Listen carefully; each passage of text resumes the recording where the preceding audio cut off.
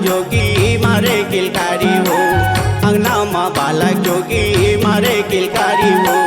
रतिया कुड़ सपना माँ काशी बाबा आई से, घपटे आंधी यारी जोड़ी जग जगला छाई से, घपटे आंधी यारी जोड़ी जग जगला छाई से।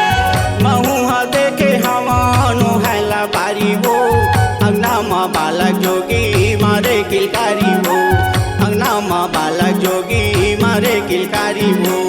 कर ले तैयारी बाई गिरौ तो मेला जाके, कर ले तैयारी बाई गिरौ तो मेला जाके, मल्लाओ रखे बेस जोर के। गुयना पता जोड़ी बाबा के चरण में हाथ जोड़ के, गुयना पता जोड़ी गुरु के चरण में हाथ जोड़ के।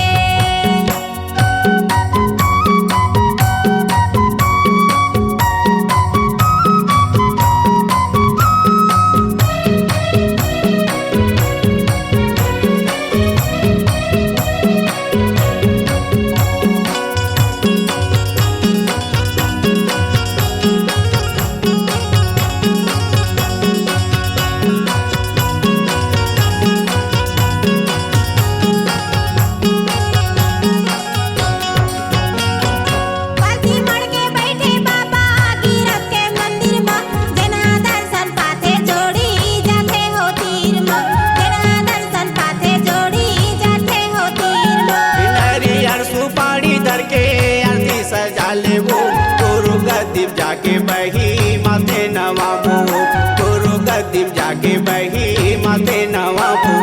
पालथी मड़ के बैठे बाबा गिरत के मंदिर में, जना दर्शन पाथे जोड़ी जाते हो तीर में, जना दर्शन पाथे जोड़ी जाते हो तीर में। नारियल सुपारी धर के आरती सजाए वो, गुरु गद्दीप जाके बही माथे नवाए वो, गुरु गद्दीप जाके बही माथे नवाबो। दी बरदान घासी जाबो जावर जोड़ी, दी बरदान घासी जाबो जावर जोड़ी, फुलवा चढ़ाबो फूल टोर के। गुयना पता जोड़ी गुरु के चरण में हाथ जोड़ के, गुयना पता जोड़ी बाबा के चरण में हाथ जोड़ के।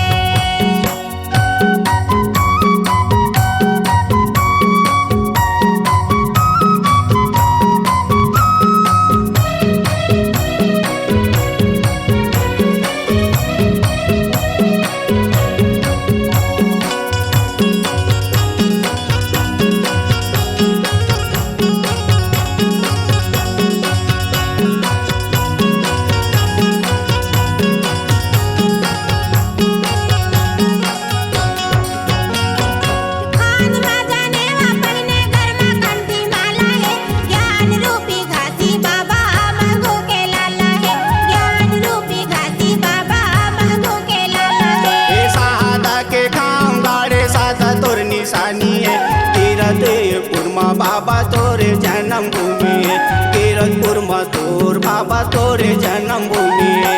खान में जाने वा पहने घर में कंठी माला है, ज्ञान रूपी घासी बाबा महगो के लाला है, ज्ञान रूपी घासी बाबा महगो के लाला है। ए सादा के खाम गाड़े सादा तोर निशानी है, कीरतपुरी माँ बाबा तोरे जन्म भूमि है, कीरतपुरी माँ बाबा तोर जन्म भूमि है।